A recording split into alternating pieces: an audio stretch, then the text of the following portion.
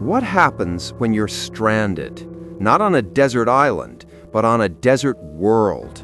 A planet of endless red rock, crushing silence, and a sky that is both alien and terrifyingly beautiful. Before we dreamed of terraforming or feared Martian bacteria, Hollywood gave us one of the most thoughtful, imaginative, and resourceful survival stories ever put to film. Hey, what'll I fix for dinner? How about some turkey with mashed potatoes? Gravy added. I like mine in paste form, in a tube. In 1964, director Byron Haskin took a classic 18th century novel and launched it into the heart of the space race. The result was Robinson Crusoe on Mars, a film that stood apart from the bug-eyed monsters and laser gun shootouts of its era. It was a serious attempt to imagine what it would actually be like to be the loneliest man in the universe. But up here on Mars, you gotta face the reality of being alone forever. But the story behind the film is just as incredible as the one on screen. It's a tale of artistic ingenuity, punishing filming conditions, and special effects wizardry that pushed the boundaries of its time.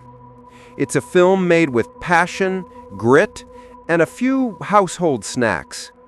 Today we are crash-landing into the incredible making of a sci-fi classic. From the pre-fame heroes to the unscripted genius of a monkey, this is a story of how a small group of filmmakers turned a California desert into another world.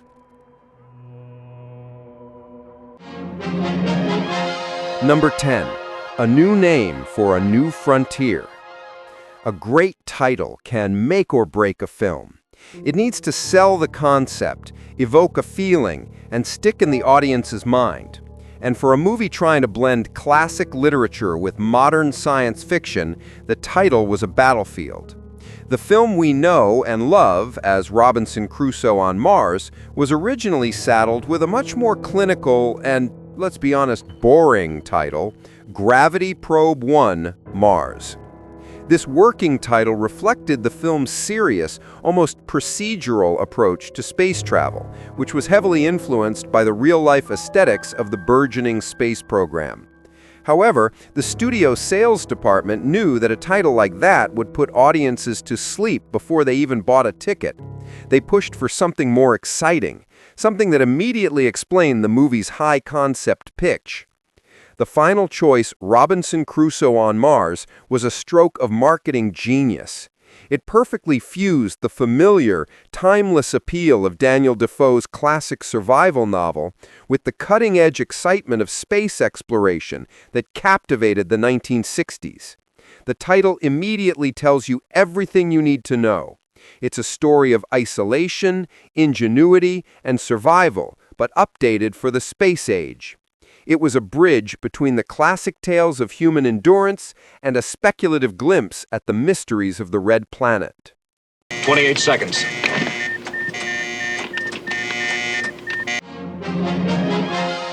Number 9. The Pre-Batman Hero and the Unsung Survivors. Every film production is a collection of careers at different stages, a snapshot in time of actors on the rise, at their peak, or waiting for their big break. Robinson Crusoe on Mars is a fascinating example of this. In a small but pivotal role as Commander Kit Draper's doomed co-pilot, Colonel Dan McCready, we see a face that would soon become famous around the world, Adam West. Filmed just before he would don the cowl and become a television icon in Batman.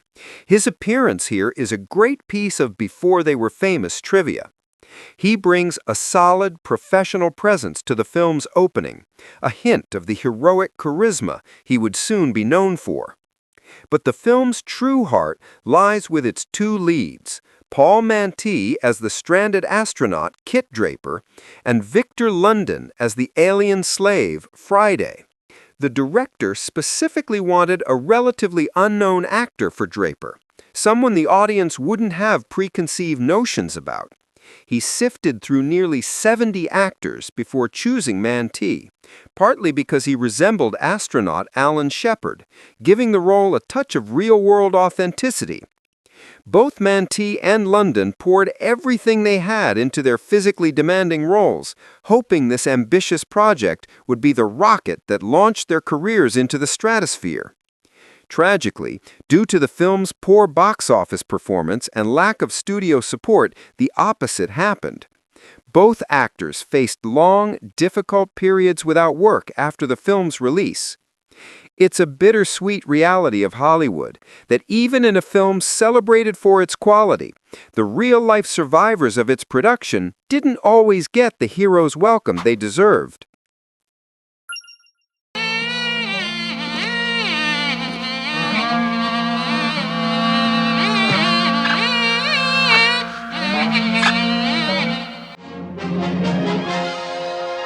Number 8. The Spontaneous Simian. One of the most charming and essential elements of the film is Draper's only companion for much of his ordeal, Mona, the woolly monkey. She provides not just companionship, but a crucial sounding board for our hero's thoughts and a touch of warmth in the desolate landscape. But the story of Mona is filled with delightful behind-the-scenes secrets. First, Mona was actually a he. The simian actor was a male woolly monkey named Barney. To sell the illusion that he was playing a female monkey, the costume department had to get creative. They fashioned a specially made set of fur trunks, essentially a tiny fur bikini bottom, to cleverly disguise his gender for the camera. But Barney's greatest contribution to the film was entirely unscripted. In the scenes where Friday is demonstrating how his alien captors enslaved him, actor Victor London would make certain gestures.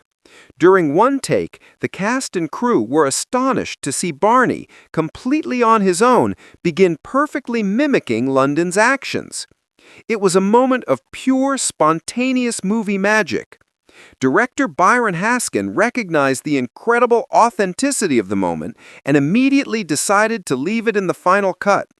It's a beautiful, accidental piece of storytelling that deepens the bond between the characters and showcases the surprising genius of an animal actor.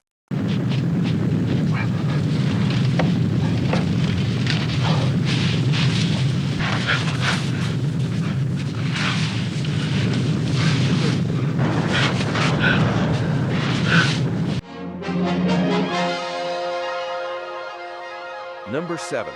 Buried alive in the Martian snow.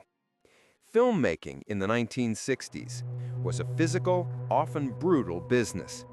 Creating believable peril meant putting your actors in real and sometimes genuinely dangerous situations. There is no better example of this than the harrowing experience the actors endured to create one of the film's most memorable sequences. In the story, Draper and Friday get buried under a layer of what is supposed to be Martian snow or collapsing minerals. The effect on screen is claustrophobic and terrifying. The reason it looks so real is because it was real. That wasn't fake movie snow. The crew used real snow and ice, burying the actors underneath it. To survive the take, Paul Manti and Victor London had to lie perfectly still under the freezing heavy layer while breathing through long straws that poked out above the surface. The process was incredibly distressing. The shots took a long time to prepare, leaving the actors trapped in the cold and dark for a prolonged period. When you see Paul Manti visibly shivering on screen after being dug out, that's not acting. That is the very real physical response of a man who has just endured a legitimately terrifying ordeal for the sake of the shot. It's a testament to the rugged dedication of the actors and a stark reminder of the physical courage it took to create practical effects in Hollywood's golden age.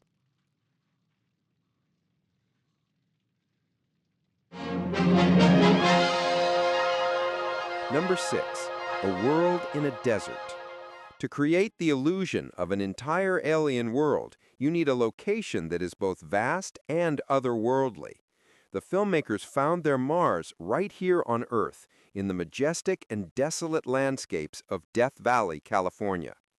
The primary filming location for the exterior shots was the iconic Zabriskie Point, a place of stark, beautiful, and deeply weird geological formations. But director Byron Haskin was clever. He knew that many of these landscapes were famous and had been used in countless westerns.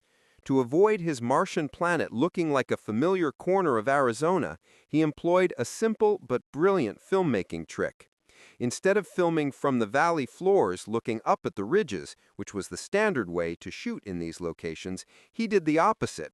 He had his crew haul the heavy camera equipment up to the tops of the ridges and filmed looking down and across the alien-looking terrain. This simple change in perspective made the familiar landscape feel strange and otherworldly, effectively selling the illusion of another planet. For other sequences requiring even more rugged and jagged terrain, the production also traveled to Castle Dome Peak in Arizona, another remote location that added to the film's convincing Martian geography.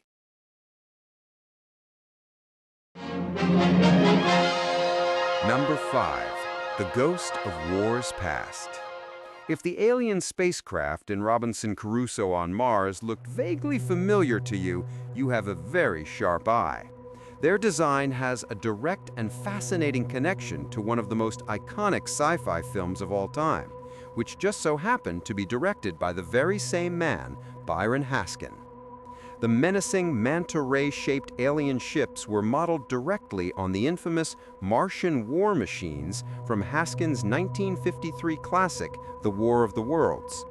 The designer for both films was the brilliant Albert Nozaki. For Robinson Crusoe on Mars, Nozaki essentially revisited his own legendary work. He prepared 3 miniature models of the ships, reusing the powerful and elegant design strengths of his earlier creation, but repainting and modifying them to create a look that was new, yet instantly recognizable in its DNA. It was a clever and resourceful move, allowing the production to benefit from a world-class design without having to. It also creates a fun, unofficial link between 2 of the greatest Mars movies ever made, suggesting a shared universe of sleek, intimidating alien technology, all born from the mind of one visionary designer. And now, the golden flicker moment. Number 4. Monsters, Armadillos, and the Script That Never Was. The version of Robinson Crusoe on Mars that we see on screen is a thoughtful, grounded survival story. But the original script was something much, much wilder. The first draft, penned by sci-fi screenwriter Ebe Melchior, would have been a very different movie, filled with a menagerie of classic B-movie creatures. Melchior's script included encounters with various Martian monsters, promising a more action-packed and creature feature-style film. But perhaps the most bizarre element of his original vision was Draper's animal companion. Before Mona the monkey was part of the story, the astronaut's sidekick was supposed to be a costumed armadillo. Yes, you heard that right. The production team eventually judged that a monkey would not only be more believable and relatable for the audience, but also significantly more trainable than a grumpy armadillo in a spacesuit. The decision was made to swap out the armored mammal for a primate, a choice that fundamentally shifted the tone of the film from a pulpy monster mash to the more serious and character-driven story it became. While it's fun to imagine what that version of the film would have looked like, the change was almost certainly for the best. Do you agree this is the golden flicker moment? Number 3. The Martian Pantry. Surviving on Mars requires finding food, water, and oxygen. For the filmmakers, it required a different kind of resourcefulness, turning everyday items into believable alien technology and sustenance. Many of the film's props had incredibly humble and delicious origins, a testament to low-budget creativity. Draper's crucial supply of air pills, tiny pellets that release oxygen into a closed environment, were nothing more than colored M&Ms. And the strange sausage-like plants that he discovers growing in a Martian cave pool, which become a vital food source, those were simply prop pepperonis. This creative approach was born partly out of necessity. With a limited budget, the production couldn't afford to fabricate every single prop from scratch. So they cleverly repurposed common items, relying on the actors' performances and the audience's imagination to sell the illusion. It's a wonderful example of how practical ingenuity can be just as effective as $1 million effects budget. It also adds a layer of fun to watching the film, knowing that the key to survival on Mars could be found in the candy aisle of your local supermarket.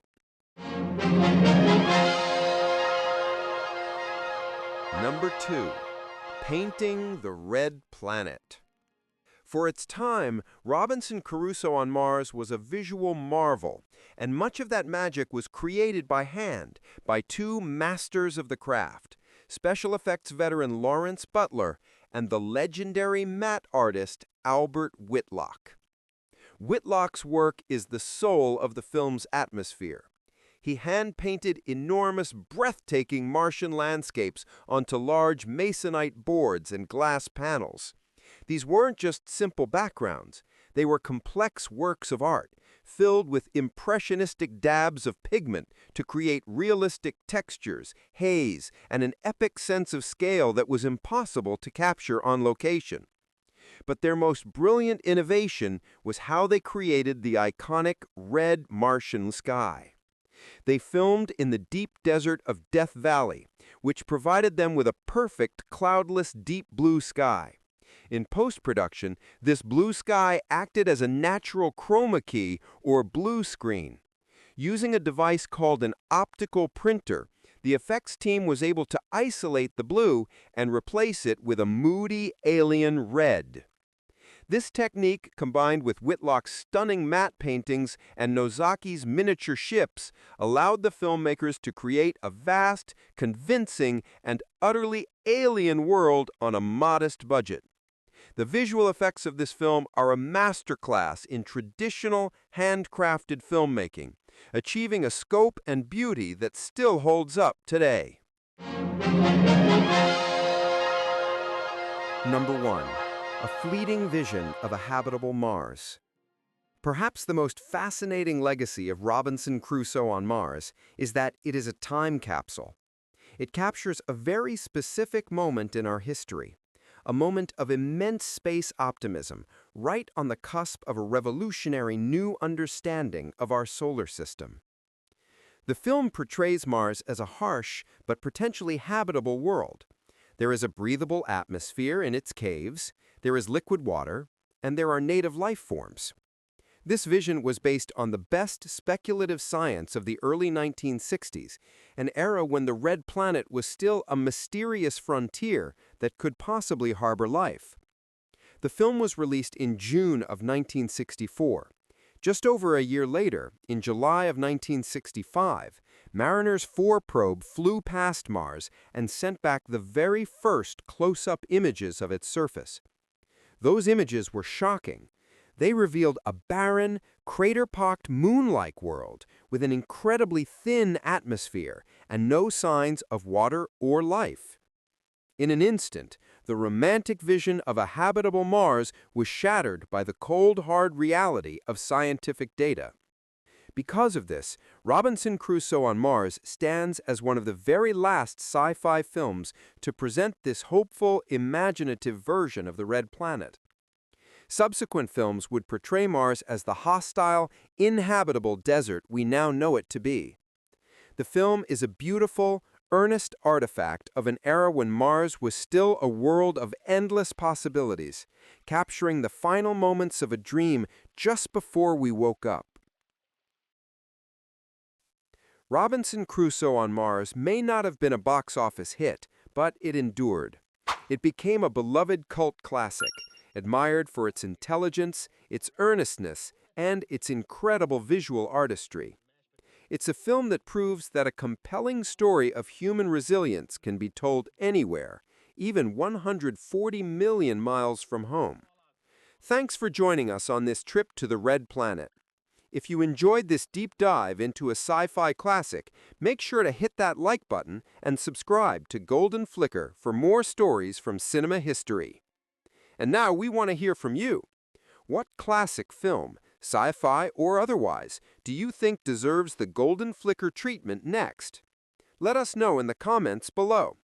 We'll see you in the next one.